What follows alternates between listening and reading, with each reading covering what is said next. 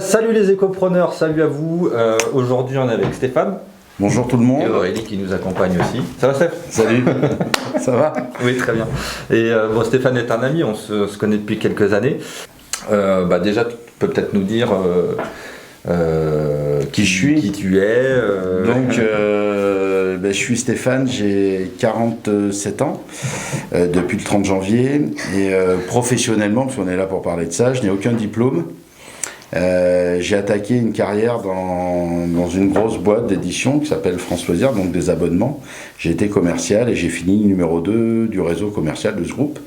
Et voilà, sur les 3 dernières années de cette belle histoire qui a duré 25 ans donc. Ah oui, 25 ans. Ok, t'es resté chez eux 25 ans. Okay. Et j'ai une auto-entreprise de vente de vin pour un petit peu préparer, on va dire, mon départ, préparer mon arrivée, même si tout ça n'était pas encore en place, mais surtout prendre du plaisir parce que j'aime ça.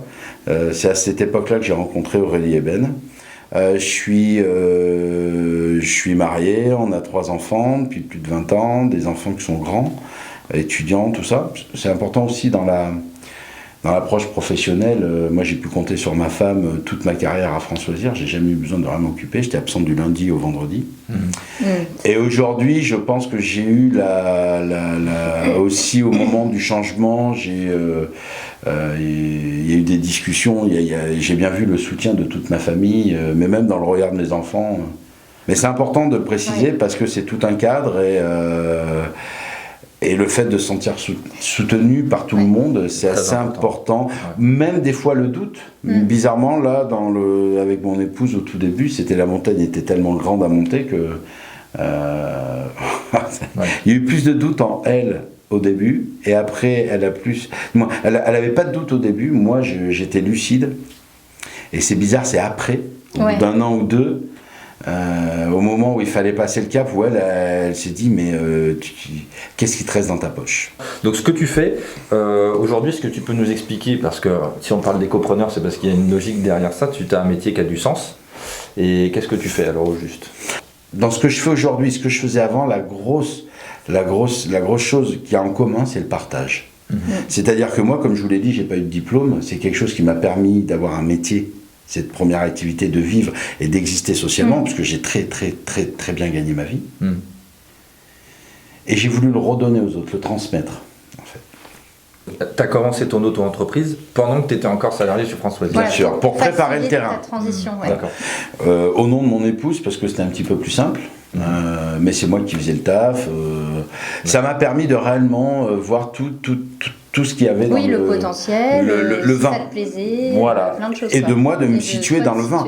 Je suis pas sommelier, ni onologue ou tout ça. Tu n'avais pas de formation particulière dans ce métier? Aucune. Non, par contre, j'avais de la passion donc, qui m'a amené chez des copains, chez des vignerons qui sont devenus mes copains, et qui eux me disaient mais Steph, c'est même eux qui m'ont dit mais t'as pas de mal à parler de vin, tu t'y connais autant que certains cavistes à qui on vend du vin. Donc, auto-entreprise, pendant que tu étais salarié, en effet, tu dis que tu gagnais très bien ta vie. Ce qui questionne beaucoup les gens, c'est cette fameuse période de transition où tu ne gagnes pas forcément encore ta vie dans ton activité et où tu as encore la... Enfin, comment tu as franchi le pas? Je l'ai déjà franchi en m'accompagnant de quelqu'un.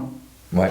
Voilà, une histoire encore de rencontre. Je rencontre quelqu'un un soir de Beaujolais nouveau chez un vigneron. Ouais. Et cette personne en fait est conseillère en entreprise. Et je lui dis un petit peu mon projet puisque j'ai déjà donné mon préavis à France Loisirs. Ah déjà à ce stade-là. C'est au mois de novembre, donc on peut parler de réussite, de chance, je sais pas. Mais bon, je m'étais déjà renseigné ailleurs. Parce que justement, je lui dis, tiens, et il me dit, toi, qu'est-ce que tu fais? Je lui dis, pendant les 3 prochains mois, je finis ma carrière à France Loisirs et je vais vendre du vin pour représenter les domaines. Tu vas faire le vin du copain, bien sûr, et tu comptes t'y prends comment? Et puis je lui explique 2-3 choses qu'on m'avait données. Je ne vais pas dire où, je ne sais jamais si c'est sur Facebook, mais voilà. Et plus vous avez d'avis, mieux c'est en fait. Ça c'est déjà la première règle. Et quelqu'un qui me dit comme ça, je lui raconte ce qu'on m'avait dit qu'il fallait faire, et il me dit, il regarde son ami, qu'il y a encore quelqu'un qui va se faire baiser la gueule. Et là je lui dis, comment ça? Il me dit, 1200 € hors taxe par an, le conseil. Par contre, pour ta comptable, tu ne demanderas que des papiers. Moi, je te conseille simplement en stratégie. Moi, ce qui m'intéresse aussi, c'est de savoir, donc, par rapport à ce conseiller en stratégie avec qui tu as dû discuter un peu pour construire ton offre, comment t'en es arrivé à te dire... alors ça a été apparemment progressif, mais comment t'en es arrivé à construire ton offre, là, ton business model aujourd'hui? T'avais remarqué qu'il y avait un besoin chez les viticulteurs qui n'était pas forcément rempli, ou chez les restaurateurs, puisque tu travailles majoritairement avec ces gens-là? Non. Comment ça s'est construit? Non, ça a été plus, comme je l'ai dit tout à l'heure, je veux être dans le milieu du vin. Ouais. Je ne veux pas être restaurateur, je ne veux pas être ci, je ne veux pas être ça. Et le métier, dans le métier du vin qui se rapprochait le plus de qui je suis, c'était être représentant d'un domaine. Par rapport à tes compétences anciennes? Par rapport à mes compétences, mon envie. Ouais, parce que j'avais envie d'être proche du producteur. Ouais. Et que je me rendais compte que même les meilleurs cavistes et les meilleurs restaurateurs du monde sont obligés de passer par des intermédiaires, que ça soit déjà au niveau du temps, au niveau de l'économie, au niveau de la place pour stocker du vin, mais surtout au niveau du temps. Ouais. Moi, j'avais envie d'être très proche des domaines. Mais ça veut dire que toi, tu as apporté des valeurs auprès de ces gens, tu as su leur parler, tu as su leur proposer quelque chose, et ensuite, ça s'est développé comme une traînée de poudre, quoi. Enfin, c'est quoi l'idée derrière tout ça, le bouche à oreille? Tu t'as senti que c'était vraiment... Mais tu te rends compte qu'en fait, dans le métier que je fais, il y a de la concurrence aussi. Il y a des gens qui font le même métier que moi. Ouais, j'imagine. Ouais. Et bien en fait, ce qui ressort, c'est le sérieux. J'appelle tous les mois mes clients, salut, je viens, parce que je suis une machine, t'as besoin de quoi? Le sérieux. Moi, j'annule pas des rendez-vous. La réactivité, la gentillesse, peut-être, des choses toutes connes, mais je dis bonjour à tout le monde dans un restaurant. À la serveuse, au chef cuistot, à tout le monde, pas qu'au patron. Et ça, c'est pas tout le monde.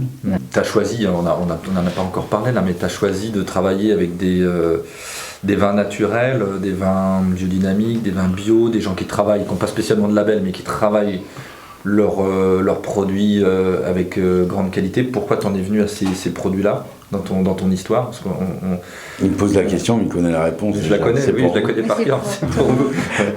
En fait, j'y suis arrivé par le goût. Ouais. Et non pas par rapport à l'écologie, tout ça. Après, tant mieux. Je veux pas dire que je suis pas dans cette histoire-là. J'y suis réellement arrivé par goût. C'est-à-dire que je me suis rendu compte qu'un jour, la vérité, elle était là avec le moins d'intrants dans tout ce qui est vinification. Une fois que le raisin rentre. Et voilà, j'ai fait ce constat. Comment ça s'est passé au début? Tu as fait beaucoup de prospection, Bonjour, je vends du vin, ouais. Très peu de bouche à oreille, et puis il faut pas compter sur j'allais dire, faut pas compter sur les copains, si, parce que moi, ils m'ont aidé plus dans le fait, on te fait confiance. Je sais que ça va marcher plus dans leur regard, comme avec ma famille, quoi. Mais je connaissais 2-3 restaurants, c'est pas mes meilleurs clients aujourd'hui. C'est réellement bonjour, je vends du vin, de la prospection, revenir à la base. T'as été voir les gens. Ouais, t'as été au contact. Question, comment tu te rémunères au juste? C'est quoi ton...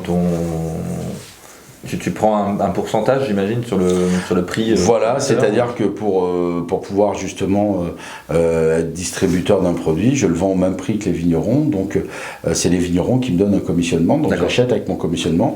Okay. Et je le revends au même prix que le domaine. D'accord, donc en fait, en termes de concurrence, oui, c'est vrai que quand tu arrives chez un restaurateur, ça lui coûte pas plus cher d'acheter au domaine ou d'acheter chez toi. Et en plus, il n'a pas besoin de stocker, au lieu d'en acheter 2 fois 60 par an pour avoir son Côtes-du-Rhône, mais moi, je peux lui en amener 12 bouteilles tous les mois. Et oui, moins de stock, et ça c'est hyper intéressant pour lui. Et le côté intéressant pour le vigneron, puisqu'il a quoi à y gagner, parce qu'il faut aussi parler de ça par contre maintenant, c'est que cette personne en fait, son métier c'est d'être dans les vignes, et le commerce c'est pas leur truc, et ils n'ont pas le temps réellement. Si un vigneron est un très bon commercial, c'est qu'il n'est pas vigneron, c'est qu'il a d'autres personnes au domaine, c'est pas possible. Oui, on peut pas tout faire. Ils ont très très peu de temps. Donc ton statut aujourd'hui mon statut, donc après effectivement, donc j'avais fait cette auto-entreprise pour simplifier l'histoire, pour m'amuser un petit peu. Même par moment, au début que j'ai fait ça, je me suis dit ce sera ton complément de retraite. Pour vous dire à quel point c'était réellement pas prendre une maîtresse. C'était avoir un jouet. Je suis dans le milieu du vin, j'ai déjà des copains vignerons. Et puis ça marchait à la fin des 3 ans, ça marchait déjà pas trop mal. Voilà, par exemple, pareil pour le niveau de comment je vais être rémunéré auprès des vignerons. Sur certains chiffres d'affaires, je n'avais pas envie de le perdre. Et le métier d'agent, c'est plus tes commissionnements. Mais moi, j'avais pas envie d'être commissionné parce que ça me prenait la tête. C'était justement, t'imagines, c'est un vigneron qui envoie du vin à un client. Il faut que le vigneron envoie la facture au client. Il faut que le client le paye pour que moi, je pense à envoyer une facture au vigneron. Ouais. C'est ça le. Alors, tu le fais bien sûr une fois ou deux par an avec ton domaine, machin. Moi, c'était trop compliqué. Ouais, appeler quelqu'un et lui dire, t'as pas payé? Ouais. Ben non, mais il m'a pas envoyé. Et pourquoi tu me dis qu'il t'a pas payé, mais tu lui as pas envoyé? Oh là là, c'est compliqué. Ouais. Et un beau jour, donc, et puis. Si j'étais agent commercial réellement, je ne pouvais pas faire de l'achat-revente. Donc ce chiffre d'affaires que j'avais de l'auto-entreprise au bout de 3 ans d'activité, j'avais pas envie de le perdre non plus. Donc comment je peux faire, les gars? Au lieu de te filer une com, eh ben, tu achètes avec ta com en moins. Oui, c'est ça. Et puis voilà. Et donc le statut, maintenant, je suis ERL, entreprise indépendante, à l'IS, impôt sur les sociétés. Donc ça, naturellement, bien sûr, c'était pour moi la grosse inconnue. J'ai rien fait. Parce que faut savoir identifier aussi les faiblesses, mais ces faiblesses ou des choses qu'on n'a pas envie de faire. Oui, tout à fait. Et des choses qu'on n'aura pas le temps de faire. Donc, moi, c'était clair que je n'avais pas le temps de regarder sur Internet le meilleur statut pour ma boîte. Donc, je savais que j'allais prendre quelqu'un et de lui dire... Ça, c'est une très bonne chose. Méfie-toi, par contre, parce que là, je te mets tout, là. Est-ce que tu vis bien de ton activité aujourd'hui? Comment ça se passe au niveau de ton développement? Alors, vivre au niveau de l'argent ou... Bah oui, parce que je pense que c'est important aussi pour nos auditeurs, parce qu'il y a aussi beaucoup de gens qui se disent, est-ce que je fais cette reconversion? Est-ce que je vais pouvoir faire vivre ma famille? Tu vois, des choses comme ça, on peut se poser. Alors, moi j'ai choisi la solution la plus compliquée. De ne pas récupérer de clients, de démarrer à zéro pour justement apprendre le métier réellement dans le fond. Parce que récupérer un fichier, tu vas gagner ta vie au tout début, mais tu sais pas ton travail. Quel fichier tu pouvais récupérer? Je sais pas, par exemple, quand d'une grande maison de... Par exemple, moi j'ai des vignerons qui m'ont dit, t'as telle ou telle personne sur ton secteur, c'est toi qui vas aller leur vendre, t'es mon représentant. J'ai dit non. D'accord. Ok. Parce que j'ai voulu apprendre le métier, dans le fond. Et choisir. Parce qu'il n'y a que le terrain qui t'apprend un petit peu au bout d'un moment. Donc moi, j'avais les grandes lignes de la vente, des choses, effectivement, je n'ai pas fait goûter du vin à 12h30 à un restaurateur. Mais tu as la spécificité du produit, il fallait que j'apprenne. Et ça, il n'y a que le terrain.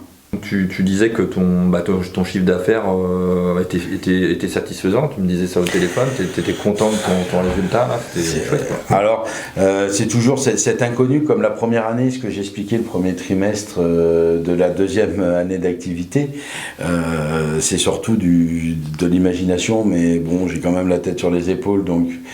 Et puis je suis quelqu'un de rationnel, j'aime pas être grande gueule, donc moi j'ai jamais aimé l'objectif. En fait. C'est fou, mais j'ai jamais aimé les objectifs parce que déjà je trouve que ça peut faire énormément stresser, mais en plus c'est quelque chose qui, une fois que tu atteins l'objectif, tu dis ouf, humainement parlant. Donc c'est quelque chose même qui peut te limiter, c'est con quoi. Moi, François Dian, j'ai battu plein de records parce que je calculais jamais ce que j'avais dans la poche. Si j'avais eu le malheur de me dire je suis à temps, j'aurais arrêté humainement parlant. C'est bon. Et donc, ce qui m'a fait mettre en place, c'est Paulo Coelho, le chimiste. En fait, il faut avoir un but dans la vie, mais l'atteindre, en fait, c'est la cerise sur le gâteau. Mais l'essentiel, c'est d'avoir un but. C'est ça le gâteau, quoi. Voilà, tu vois, l'essentiel, c'est ça. Et donc, oui, j'ai jamais aimé trop les objectifs, tout ça, mais un petit peu obligé, quoi. La première année, j'ai fait en gros 100 000 euros avec déficitaire. La deuxième année, j'ai fait 220 000 euros. Avec un petit déficit, mais de très léger en fait. Et puis la troisième année est en train de se finir, là, je vais faire 365 000 euros, puisqu'il reste un mois de boulot. Ouais, donc c'est vraiment, ça s'installe bien. Super. Et puis, je suis en train de faire un trimestre, janvier, février, mars, que quand on fait le chiffre d'affaires que je suis en train de réaliser, si je me repère, parce qu'au bout d'un moment, ça s'arrêtera, j'ai 2 petites mains, tout. Et je peux pas, il y a 5 jours dans une semaine, c'est important pour mon équilibre à moi. Je ne vais pas pouvoir. Mais là, je suis en train de faire, je suis sur les bases et une charge de travail que je suis capable de gérer. En étant bien. Je pense que je suis sur un chiffre d'affaires entre 500 et 550 000 euros de chiffre d'affaires pour l'année prochaine. Mais tout en disant, et c'est ça aussi l'objectif d'Ecopreneur aussi, c'est-à-dire que comme tu dis, tu as 2 petites mains et tu vas tu vas pouvoir bien gagner ta vie tout en respectant et en prenant du plaisir, en travaillant 5 jours par semaine, en gardant du temps aussi pour toi, pour ta vie personnelle et pour ton équilibre. Alors, aussi. Oui, aujourd'hui, parce que c'est aujourd'hui qu'on se pose la question et que les choses commencent à être mises en place. Par contre, pendant 2-3 ans, j'avais pas trop ce raisonnement-là. Effectivement, c'était de l'investissement. Et puis même quand on est en week-end, on y pense parce que c'est là. Mais au début, on mouille le maillot, c'est ce qu'on dit, c'est normal. C'est le départ. Aujourd'hui, je suis en train de me dire, tiens, comment tu peux faire pour gagner du temps? Donc un plus gros camion, des plus gros entrepôts pour pas avoir à dépoter des palettes tous les lundis matins, pour que les palettes elles arrivent par cuvée, tout ça. Comment à optimiser ton système là? C'est ça. Exactement. Mais c'est le moment. Il fallait que ça soit brouillon au début. Oui, bien sûr. Et puis c'est surtout que aller à la demande. On a le temps d'optimiser au début. On n'a pas on est dans l'immédiateté de la réalité du truc, et c'est après quand c'est bien installé qu'on peut optimiser. Par exemple, quand je dis il faut pas trop écouter aussi les gens qui sont déjà mis en place. C'est pour ça qu'un business plan, c'est établir quelque chose comme si c'était déjà en place alors qu'on ne sait pas. Bien sûr. C'est ça qui m'agace. Au bout d'un an ou deux d'activité, on peut mettre un business plan. Mais quand tu sais pas, qu'est-ce que tu vas écrire des choses? Il faut tester. Et là, moi, il y en a qui me disaient, mais attends, tu vas à La Rochelle pour 2 cartons? Ben oui, mais je vais à La Rochelle pas pour 2 cartons.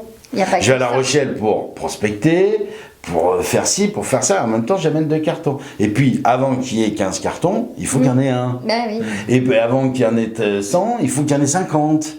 Et ainsi de suite. Et voilà, bon, il y a des petites victoires, il y a que tout ça mis bout à bout. Voilà, exactement. Des petites gouttes d'eau qui font des grandes rivières. Et puis maintenant sur ta carte, tu as des beaux noms, tu as des très beaux noms, d'après ce que j'ai compris. Évidemment, ça pose aussi ton autorité de plus en plus. C'est quoi là maintenant aujourd'hui, suite à toutes ces choses chouettes qui se passent là, et que ça se met bien en place, les défis pour toi à l'avenir, l'évolution des choses, pour toi, comment tu les vois là maintenant? Ne pas être alcoolique. Mais dans ce métier-là, c'est sûr que c'est un défi. C'est vital, mais on en rigole, mais c'est vital, il faut faire hyper gaffe. Mon père travaille dans l'alcool aussi. Et donc, il faut faire très attention. Après, effectivement, prendre soin de soi. Ouais. Maintenant que les choses commencent à s'installer, ne pas perdre toujours ces mêmes qualités, prendre soin de soi. Continue à faire ce que je fais. Ça a été bien, quoi. Donc, ça te convient comme ça, c'est parfait. Voilà, il a fallu. Non, j'ai développé. Non, je pense que quand j'aurai réellement l'assise et je me serais dit c'est bien, t'as un boîte de trucs, la seule chose qui peut, dans un petit coin de ma tête, que je n'arrive pas à m'enlever, c'est la transmission. Oui. Voilà, si je peux aider des gens, c'est pour ça que j'ai dit oui à ce que tu viens de m'interviewer, pour vous, mais aussi parce que j'ai ça au fond de moi, j'aime transmettre. Quand même une question là, il y a une question qui m'est revenue d'un écopreneur, toi qui es quand même un professionnel de la vente, il y a quelqu'un qui me dit quel conseil tu donnerais aux personnes qui sont soucieuses de développer leur capacité en vente, en marketing? Je sais déjà ce que tu as à répondre dans les grandes lignes, mais tu vois, il y a des gens qui sont pas forcément tout à fait là-dedans. Tu as quelque chose à leur dire? Pourquoi toi tu as pas mal répondu à ça? C'est avant tout les valeurs humaines qui ont fait que tu es quelqu'un qui... C'est se lever tous les matins, c'est travailler, c'est de montrer aux gens qu'on en a envie. Plus que des techniques de vente, du reste je pense avoir dit plein de choses que je me suis rendu compte, des choses que je faisais bien après, que je suis même obligé de demander aux autres pourquoi ça marche. Donc je le fais réellement inconsciemment, c'est pas calculé. Je pense que quand on aime son produit, puis voilà, on doit sentir à un moment donné envers une personne qu'on est lourd ou que c'est pas le moment, c'est une histoire de sensation, donc il faut ouvrir les yeux bien grands et c'est de pas avoir peur. Le vrai conseil, c'est de pas avoir peur. La vente, c'est quelque chose de très facile. Après, il y a plusieurs ventes. Ce que j'expliquais à mon pote, c'est que moi je fais du commercial. Lui, il va faire du commerce. Attention, c'est pas. Moi, je serais peut-être un très mauvais commerçant. Mais c'est vrai qu'il y a des petites subtilités. Ok, on va conclure cette interview. Si tu avais quelque chose à refaire, est-ce que tu referais quelque chose aujourd'hui? Il y a un petit truc que tu changerais, un petit paramètre? Non, t'as pas de regret, c'est nickel, c'est parfait. Ça, c'est génial. Il faut pas. C'est tout à fait logique. Et moi, je suis dans cet état d'esprit aussi. Merci Stéphane. Merci à vous. Énormément du cœur que tu mets dans ton taf et dans tes relations. Et moi, je suis très heureux de te connaître. Ça fait vraiment un grand plaisir. suis fan et j'espère que vous serez fan aussi. Et de toute façon, même si vous n'êtes pas fan, vous aurez quand même des enseignements qui seront intéressants pour vous. Et buvez des vins naturels. Buvez propre. Et puis surtout pour vos futures prochaines aventures professionnelles, faites les choses que vous avez au fond de vous. Bossez et voilà, faut y aller, voilà, il y a pas constance, voilà, faut avoir aucun regret, honnêteté et travail, un petit peu de passion, oui, même si quand même il faut savoir en effet se dissocier de son entreprise, comme on le précise souvent, parce que on va pas se laisser manger par tout ça. En effet, t'as raison. Voilà, c'est vrai. Salut les écopreneurs, à la prochaine, bonne continuation et bye bye Stéphane pour ce que tu fais. Ciao ciao.